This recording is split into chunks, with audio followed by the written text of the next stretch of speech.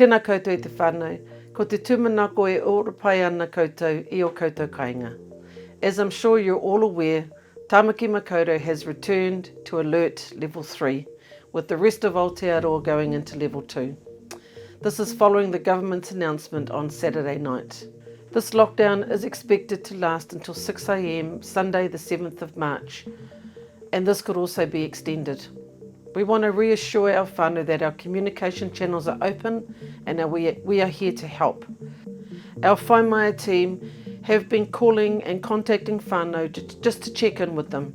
Almost 500 whānau members have been contacted so far, and your feedback is essential to tell us how we can develop strategies to best assist our whānau.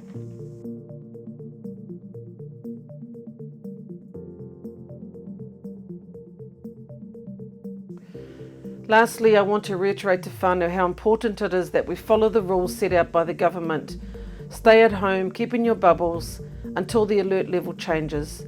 Kia kaha tātou e te whānau. We got this, Tāmaki Makaurau. We got this, Ngāti Whātua Ōrākei.